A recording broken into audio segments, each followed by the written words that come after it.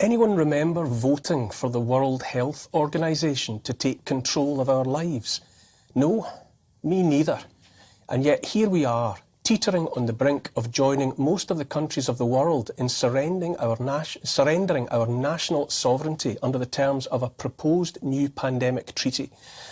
Once British ink is dry on the necessary paperwork, we and most of the rest of the billions living on planet Earth will, in the event of another pandemic, take our instructions not from politicians we actually voted for and could, hypothetically at least, have the option of getting rid of, but from the unelected, faceless bureaucrats of the W.H.O. This is no conspiracy theory, by the way, no tin hats required. This is real and happening now. And a whole lot of people would rather you weren't paying attention. The WHO is a fabulously wealthy offshoot of the United Nations. It has its head office in Geneva and is presently headed by Ethiopian-born Tedros Adhanom Ghebreyesus. Know much about him? No, nor me. He and it are funded by 194 member states and also by donations from private entities. As things stand, most of its money comes from the United States of America, from communist China, and from computer salesman and international man of mystery Bill Gates. Let us remember that for the past 2 years, the WHO has loudly celebrated the approach taken by China to the handling of COVID-19. Even now, as tens or perhaps hundreds of millions of Chinese citizens remain locked in their homes in scores of cities across that country, and after unknown numbers have died in those circumstances, including some who committed suicide by leaping to their deaths from their tower block imprisonment, the WHO continues to applaud the tactics of the Chinese Communist Party that is its benefactor. For his own part, Bill Gates, who struggles even to control viruses in the software sold by Microsoft, is on record admiring the draconian approach taken by Australia, to the extent that he has said that, in his opinion, the world would have had greater success in eliminating the disease, the one that more than likely leaked from a lab in China, if only more nations had followed the Australian model, locked everyone down and sought zero COVID. Now we in Great Britain, without so much as a by your leave from our leaders, and along with around 95% of the world's population, must contemplate a future in which decisions about what we will be ordered to do in the face of another pandemic will be taken by the unelected, unaccountable bureaucrats of the Chinese Communist Party worshipping WHO under the unseemly influence of a tech billionaire with no more qualifications in the fields of medicine and disease control than I have. It's worth remembering that President Donald Trump insisted on divorce from the WHO on the grounds that it was too close to China, only for President Biden to remarry them again in 2021. All of that is history, however. In a matter of days, the World Health Assembly will meet in Geneva for a vote on the treaty. The target date for final ratification is in May 2024, but by then the power grab will have long been completed. Amendments written into the proposed treaty by the re-enamoured Biden administration will see 194 nations cede sovereignty over national health care decisions to the WHO. The WHO would thereby have decision-making power over and above our own government and every other government. Consider this.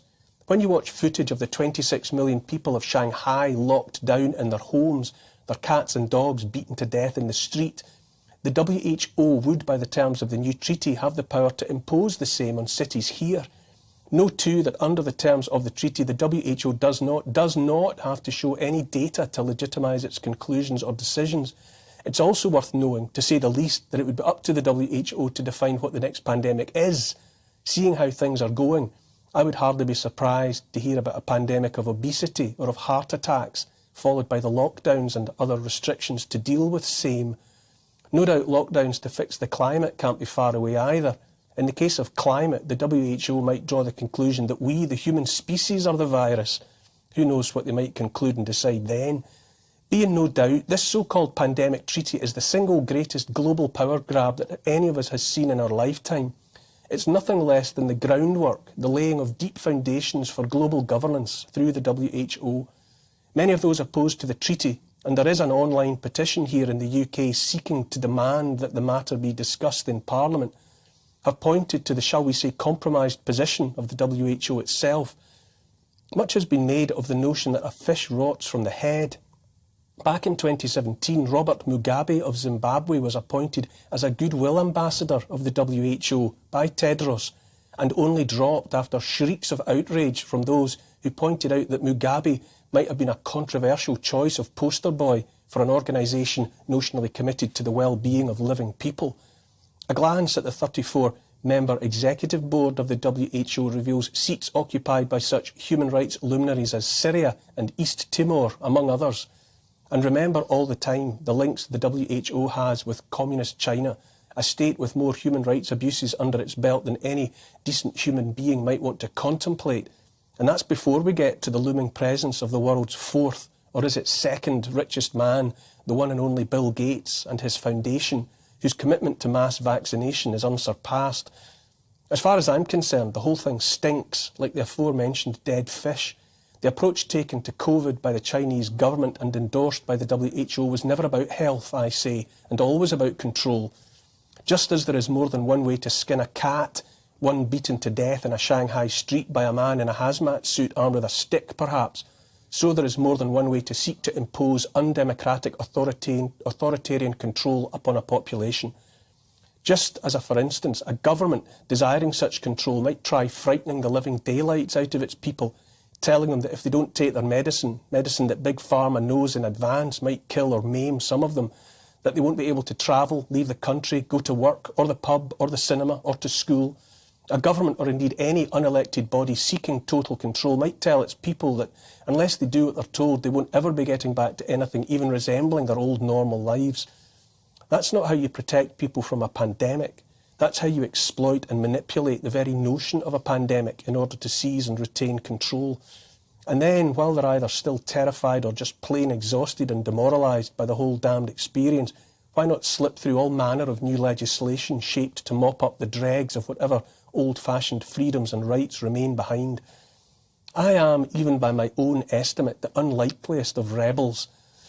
All I know is that I have, for a period now, measurable in years, been opposed to those in power here, and also all but a handful of those vying to replace them. For the longest time, I've cared not a jot what those jokers try and tell me to do. The evidence coming out now about lockdown harms, about vaccine harms, tells me I was right to follow my own path. In short, I've had enough of the lot of them. They don't speak for me, or in any way matter to me. If this pandemic treaty comes to pass, I will disregard it. I'll ignore any future lockdown ordained by any power. I'll take no mandated vaccine, not while I have breath in my body. The WHO and all its little wizards can take a running jump. The men in suits can sign whatever treaties they want. I don't care. Not one of them, not Johnson, not Trudeau, not Macron and the rest, has the stomach for the wet work that would be required to put their authoritarian plans into action. We owe it to ourselves, perhaps we even owe it to them, to tell them that they're living in a fantasy world of their own creation and that we want none of it. Let them have the gall to seek to sign away our freedoms in such a high-handed manner this month or in 2024. I, for one, am not playing along. As Patrick McGowan's character said in The Prisoner, I'm not a number, I'm a free man.